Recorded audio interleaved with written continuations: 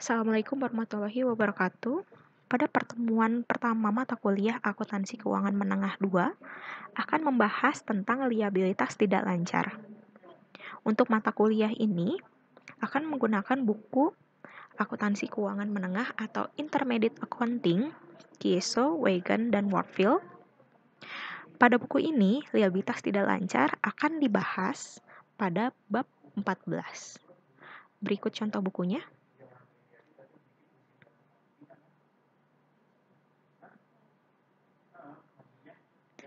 Adapun tujuan pembelajaran pada pertemuan kali ini.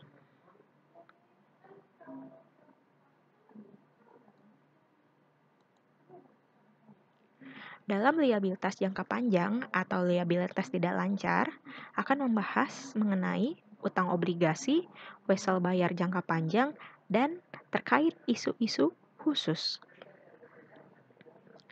Untuk utang obligasi, liabilitas tidak lancar atau utang jangka panjang terdiri dari arus keluar sumber daya yang diharapkan yang timbul dari kewajiban sekarang, yang tidak akan dibayar dalam waktu setahun atau siklus operasi perusahaan, mana yang lebih lama. Jadi, di Indonesia biasanya siklus operasi perusahaan itu adalah 1 tahun.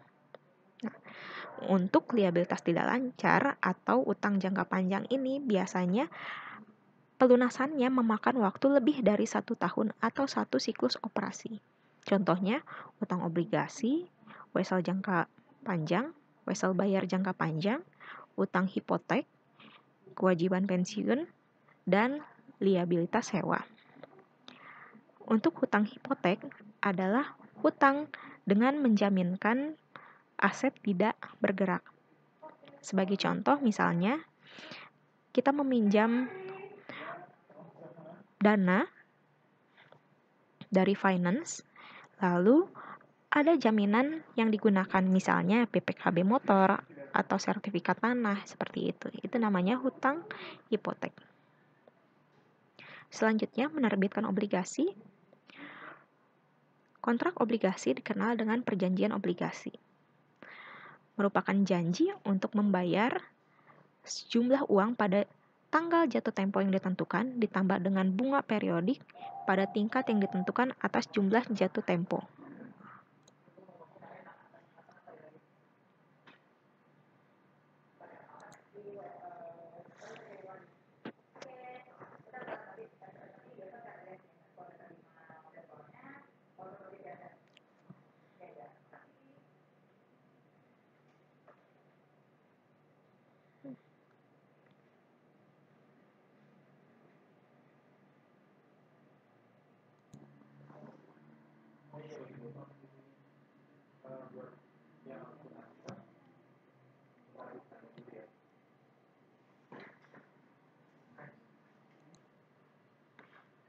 Kemudian, jika dilihat dari segi perhitungan imbal hasil, dibagi dua yaitu conventional bond, yaitu obligasi yang diperhitungkan dengan menggunakan sistem kupon bunga. Lalu untuk yang kedua adalah syariah bonds atau obligasi yang perhitungan imbal hasil dengan menggunakan perhitungan bagi hasil. Dalam perhitungan ini dikenal dengan dua macam obligasi syariah, yaitu obligasi syariah mudharabah yang merupakan obligasi syariah yang menggunakan akad bagi hasil sehingga pendapatan yang diperoleh investor atas obligasi tersebut setelah mengetahui pendapatan emiten. Jadi karena ini bagi hasil, kita melihat dulu pendapatannya ada berapa, kemudian dibagi hasil antara kreditur dengan debitur. Lalu yang kedua, obligasi syariah ijaroh, merupakan obligasi syariah yang menggunakan akad sewa. Sedemikian sehingga kupon atau fee ijaroh bersifat tetap dan bisa diketahui atau diperhitungkan sejak awal obligasi diterbitkan. Jadi ini akadnya hanya sewa dan bisa diketahui dari awal obligasi.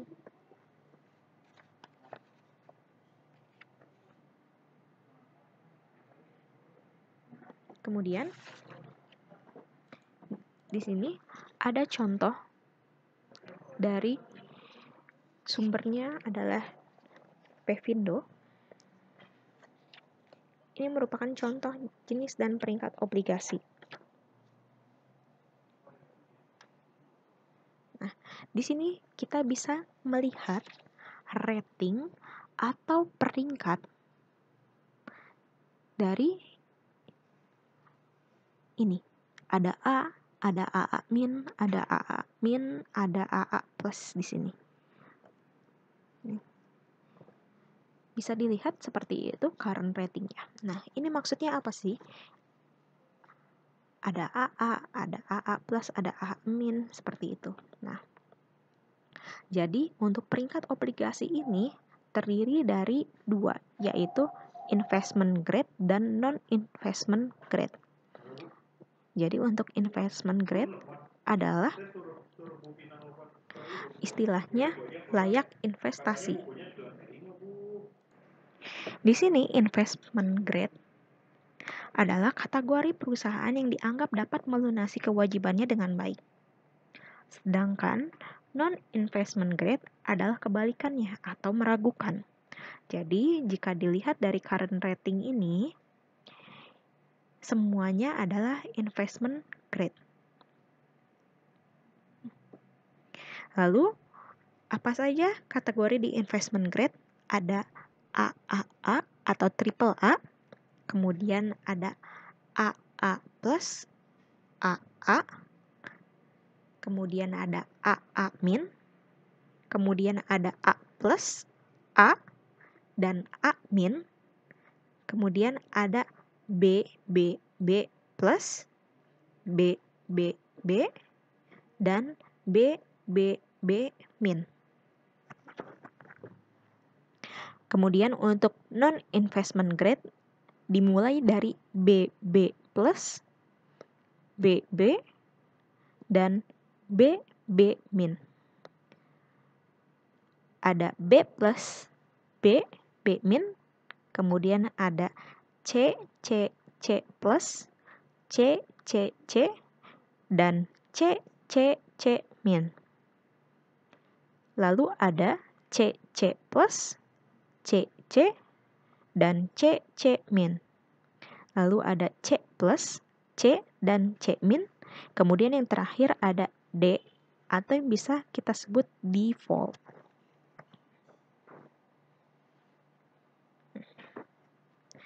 Secara umum, obligasi dengan peringkat AAA dapat dipahami sebagai obligasi yang memiliki risiko investasi paling rendah dan diterbitkan oleh perusahaan yang memiliki kemampuan yang baik dalam membayar aneka kewajibannya. Sementara itu, untuk obligasi yang contohnya adalah peringkat C adalah obligasi yang memiliki risiko investasi tinggi dan diterbitkan oleh penerbit yang diragukan kemampuannya untuk melunasi kewajiban. Pada umumnya, obligasi dengan peringkat tinggi akan memiliki risiko gagal bayar yang rendah. Mengapa? Karena penerbit obligasi itu memiliki kemampuan membayar kewajibannya dengan baik. Oleh karena itu, imbal hasil yang diharapkan oleh investor juga rendah. Begitupun sebaliknya, obligasi dengan peringkat rendah akan memiliki risiko gagal bayar tinggi. Penerbit obligasi biasanya akan menawarkan imbal hasil yang tinggi kepada investor sebagai iming-iming agar investor bersedia menempatkan dananya meskipun beresiko tinggi.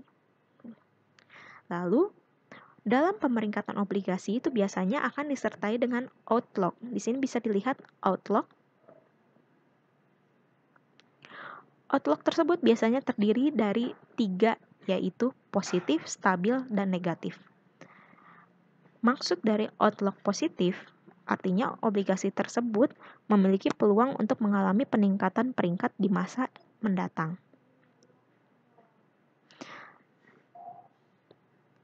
Misalnya dari AA plus menjadi AAA.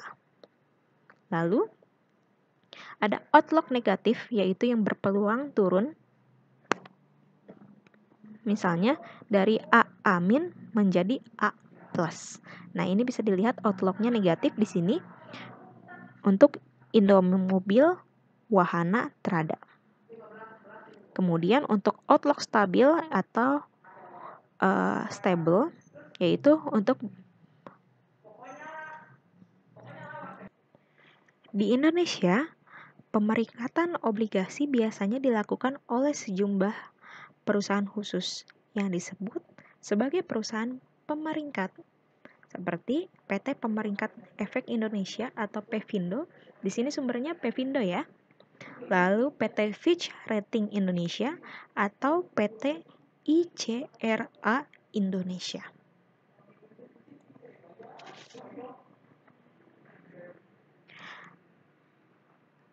Selanjutnya, di sini daftar obligasi korporasi.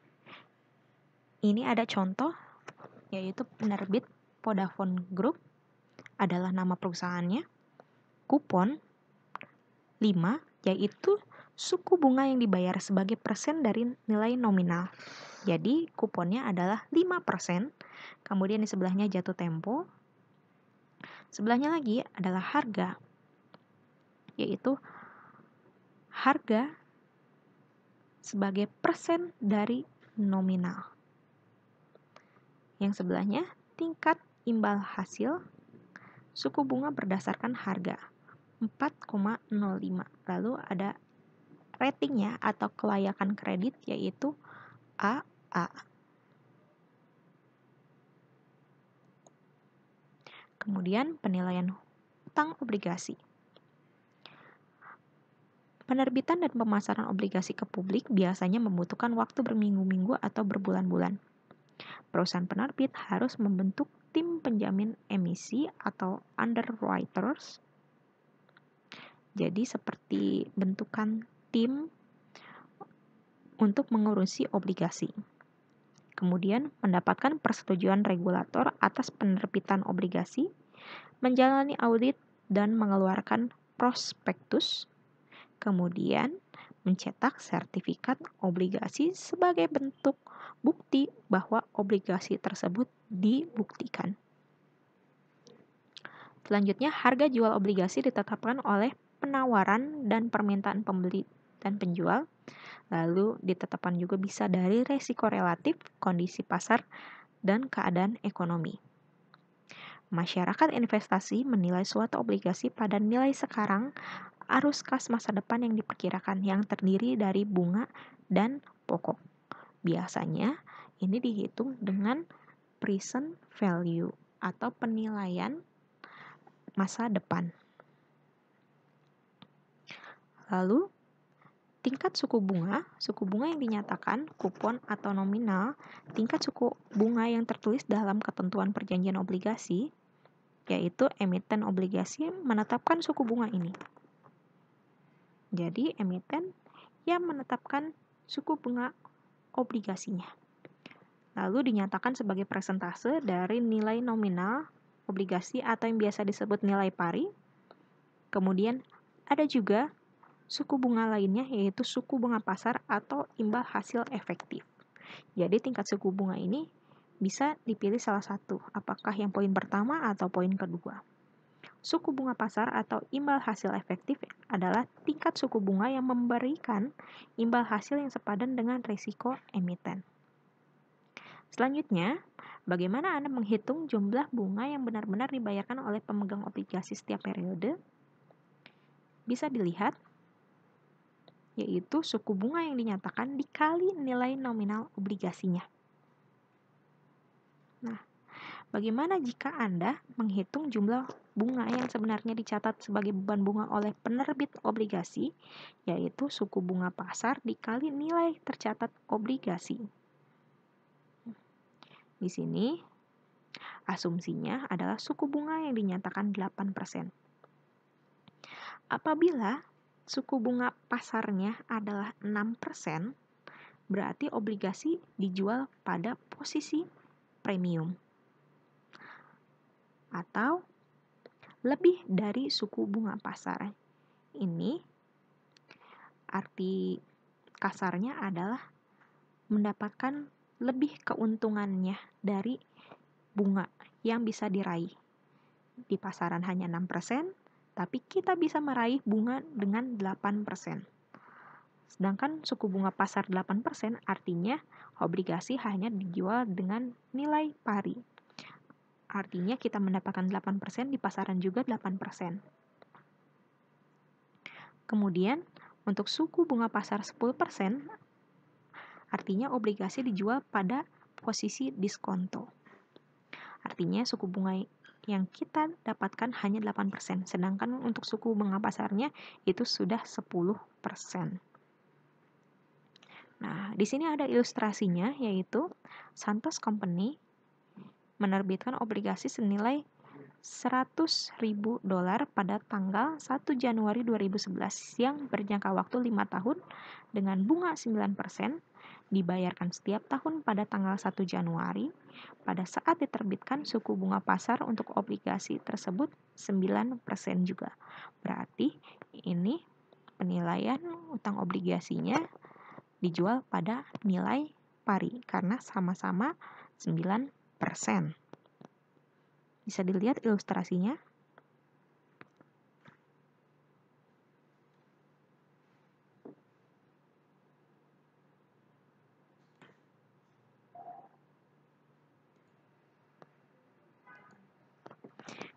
Ilustrasi pada 14 strip 1 seperti ini.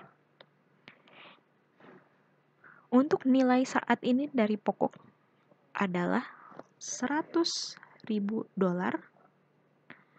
dikali 0,64993, yaitu 64.993.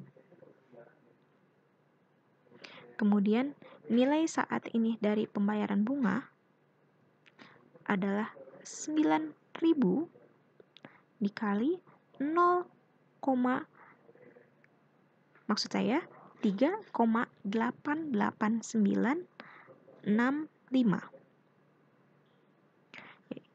Jumlahnya adalah 35.007. Kemudian nilai saat ini atau harga jual dari obligasi adalah $100.000.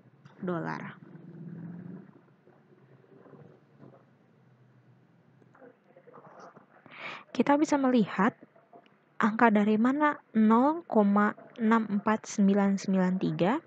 Ini biasanya dilihat dari tabel present value, di mana bunganya sebesar 9%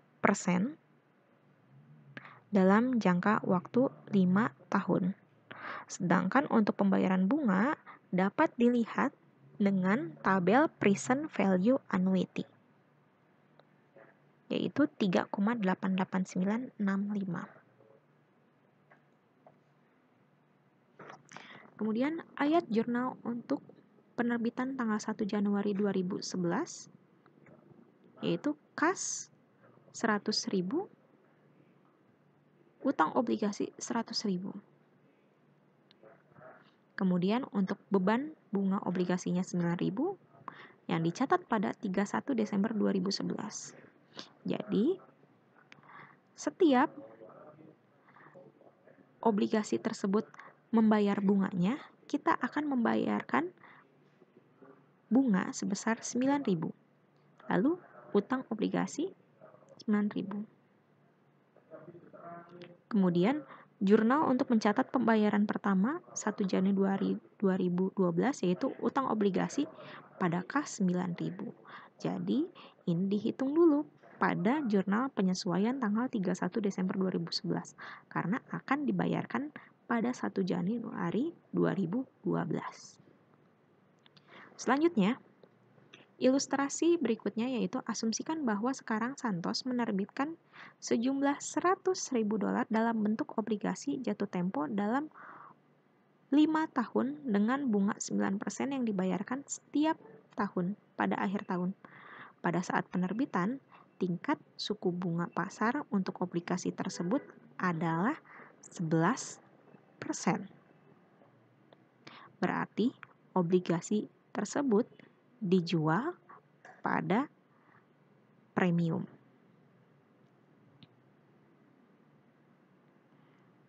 Berikut nilai saat ini dari pokok adalah $100.000 dikali 0,59345. Kemudian untuk nilai saat ini pembayaran bunga adalah 9.000 dikali 3,69590. Maksudnya apa sih? Jadi nilai saat ini yaitu tidak 100.000 karena 100.000 adalah pokoknya. Nah, tapi nilai saat ini adalah harga jualnya 92.608,10.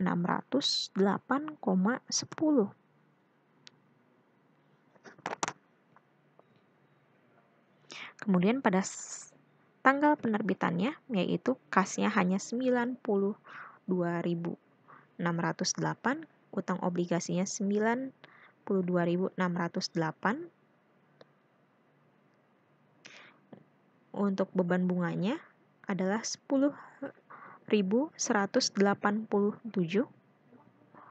Utang bunga obligasinya adalah 9.000. Kemudian utang obligasinya adalah 1.187. Nah, ini maksudnya apa sih teman-teman? Jadi, utang obligasinya itu 9.000. Berarti utang yang dibayarkan sebetulnya 9.000. Hanya selisih dari 100.000 dengan 92.608 ini akan diamortisasikan. Nah, amortisasinya ini dihitung pada saat mencatat beban bunga. Jadi beban bunganya ini jadi besar. Gitu teman-teman. Jadi diamortisasikan selisih dari 100.000 pokoknya dari 92.608. Kemudian untuk mencatat pembayaran bunganya tetap 9.000 ya. Jadi untuk utang obligasinya yang 1.187 sebetulnya itu hanyalah penyesuaian. Penyesuaian karena tidak sama dengan pokoknya. Karena kita menjual dalam kondisi premium. Kemudian, bila obligasi terjual dengan nilai yang lebih kecil dari nominalnya, yaitu investor meminta suku bunga yang lebih tinggi dari suku bunga yang dinyatakan obligasinya. Nah, ini suku bunganya adalah 11%, tapi suku bunga pada kupon atau suku bunga pasar hanya 9%. Biasanya terjadi karena investor bisa memperoleh tingkat investasi alternatif yang lebih tinggi dengan risiko yang sama. Jadi, ada beberapa pertimbangan di mana obligasi banyak karakteristiknya dengan sama, dengan risiko yang sama, tapi karena investor memilih obligasi tersebut, jadi obligasi harus menawarkan tingkat investasi yang lebih tinggi daripada karakteristik obligasi yang lainnya. Kemudian, yang ketiga, tidak dapat mengubah suku bunga yang dinyatakan sehingga investor menolak untuk membayar nilai nominal obligasinya. Yang terakhir, investor memang menerima bunga yang dihitung berdasarkan nilai nominal, namun sebenarnya mereka memperoleh suku bunga efektif karena mereka membayar lebih kecil dari nilai nominal obligasinya. Di sini yang diuntungkan dalam obligasi yang dijual secara premium adalah si investornya. Bukan penerbitnya ya, tapi penerbitnya ini karena ingin menarik obligasi atau ingin menjual obligasi secara cepat, caranya adalah memberikan suku bunga yang lebih tinggi daripada yang di pasar-pasar sehingga investor tertarik untuk mengambil obligasi tersebut. Jadi premiumnya premium untuk investor.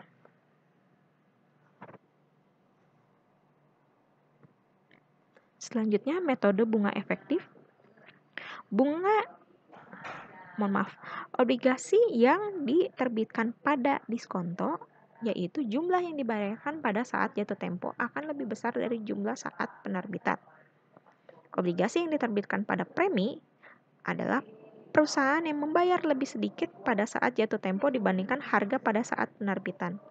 Nah, penyesuaiannya biasanya dicatat sebagai beban bunga obligasi selama masa obligasi melalui proses yang disebut amortisasi yang sudah saya jelaskan sebelumnya. Selanjutnya, prosedur yang diperlukan untuk amortisasi.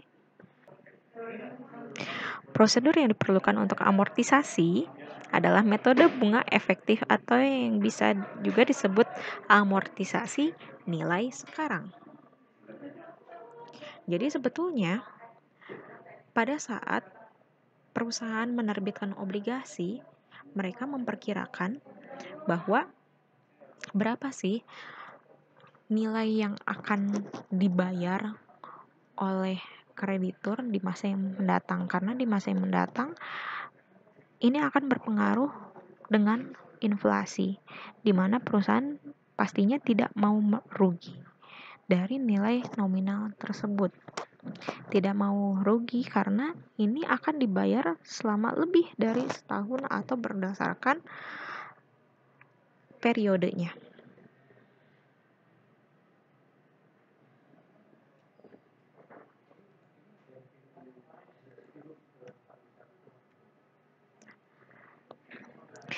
Metode bunga efektif menghasilkan biaya bunga periodik sebesar persentase konstan dari nilai tercatat obligasi.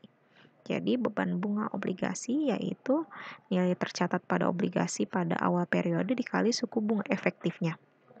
Kemudian dikurang bunga obligasi dibayar, yaitu nilai nominal obligasinya dikali tingkat bunga yang dinyatakan, atau jumlah amortisasinya. Ini adalah jumlah amortisasinya. Di sini ada ilustrasi di mana obligasi yang diterbitkan secara diskonto. Ilustrasinya, Evermaster Corporation menerbitkan obligasi berjangka $100.000 dengan kupon 8% pada 1 Januari 2011. Jatuh temponya yaitu 1 Januari 2016 dengan bunga yang dibayarkan setiap 1 Juli dan 1 Januari. Investor mensyaratkan suku bunga efektif sebesar 10%. Hitung hasil obligasinya. Nah, di sini nilai jatuh tempo obligasi terutangnya adalah 100.000. Nilai saat ini dari 100.000 jatuh tempo dalam waktu 5 tahun pada bunga 10%, yaitu suku bunga efektifnya 10%, bunga dibayarkan setengah tahun. Nih, karena suku bunga efektif 10% tapi dibayarnya per 6 bulan, jadi bunganya dibagi 2, yaitu 5%. Masing-masing 5% untuk bunga yang dibayarkan. Kalau bunga yang dibayarkan hanya 1 kali, artinya present value-nya yang dicari adalah 10%. Tapi untuk ini di ilustrasinya adalah 2 kali. Nah, ini bisa dilihat present value-nya untuk 5%, yaitu 100.000 dikali 0,61391. Oh ya teman-teman, mengingatkan bahwa ini dibayarnya 2 kali dalam 1 tahun, berarti nilainya adalah 5%.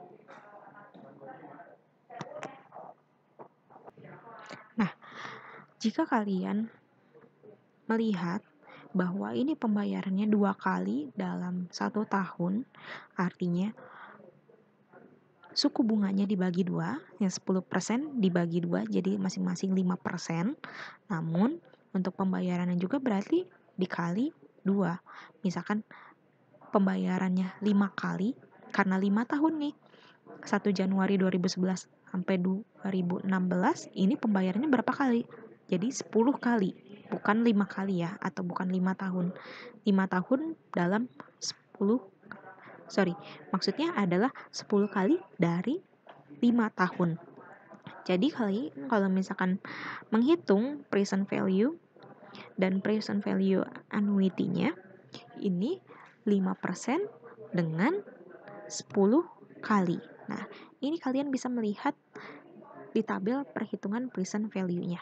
Nah, nilai saat ini dari bunga adalah 4.000 dikenakan dari setengah tahunan selama 5 tahun sebesar 10% per tahun, yaitu 4.000 dikali 7,72173. Nah, ini 4.000-nya dari mana sih teman-teman? Jadi, dari 100.000 dikali 8%-nya, 8.000, tapi karena ini dikali 2, jadi 100.000 dikali 8% dibagi 2. Jadi 4.000 ya nominalnya. 4.000 dikali dengan present value annuity. Kemudian total hasil penjualan obligasinya adalah 92.278. Kemudian diskon atas utang obligasinya adalah 7.722 dolar. Nah, ini biasanya kita akan membuat tabel diskonto amortisasinya, atau kita juga biasanya membuat tabel schedule premium amortisasinya. Baik premium sama diskonto sama-sama dibuatkan tabel schedule-nya. Seperti ini teman-teman.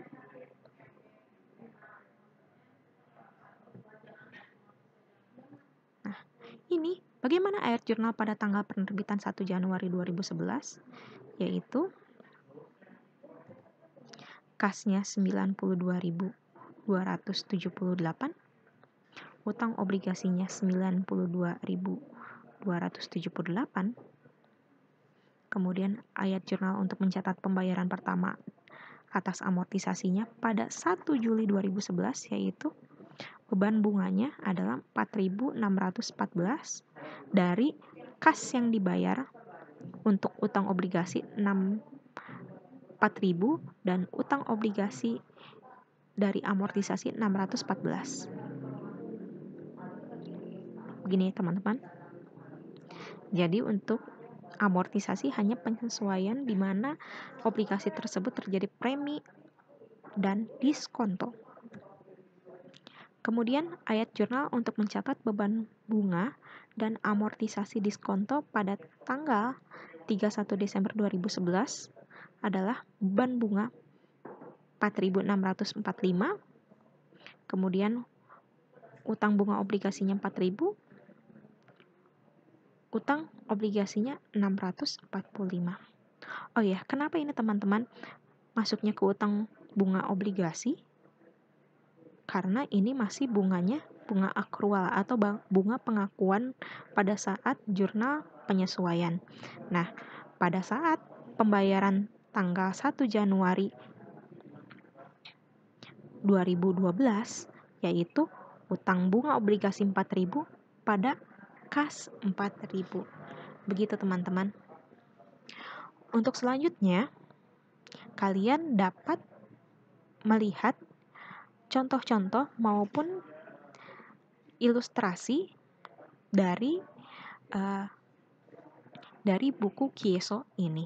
Nah, saya akan memberikan PowerPoint mengenai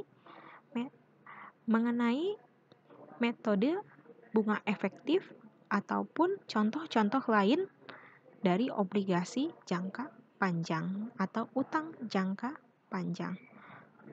Itu teman-teman. Baik, sekian untuk pertemuan kali ini. Terima kasih.